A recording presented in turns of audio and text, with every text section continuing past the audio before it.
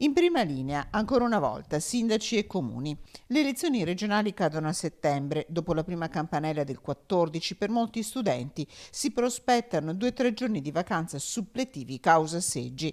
Che nessuno sia felice della scelta è ovvio, alcuni comuni riusciranno a spostare parte delle sezioni elettorali, altri no, e i secondi saranno nel padovano più dei primi.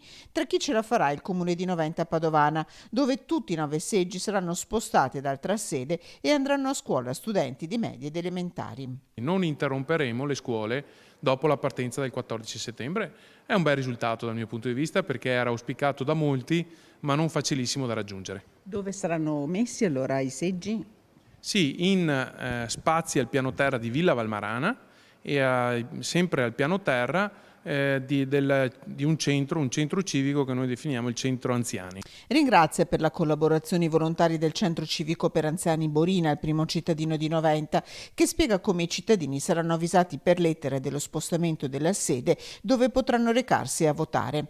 Altri comuni sono al lavoro come Abano Terme che, come accadrà a Padova, accorperà 2 scuole dell'Istituto Comprensivo Vittorino da Feltre, permettendo la frequenza delle lezioni a 400 tra bambini e ragazzi di asilo, primaria e secondaria. Siamo contenti perché comunque 400 ragazzi continueranno a frequentare la scuola e non perderanno i giorni di studio. È stato un lavoro molto difficile proprio perché noi abbiamo strutture datate come in moltissimi paesi e non è facile contemperare l'esigenza di studio con la sicurezza dei seggi, perché anche questo è un aspetto molto importante che dobbiamo tenere in conto.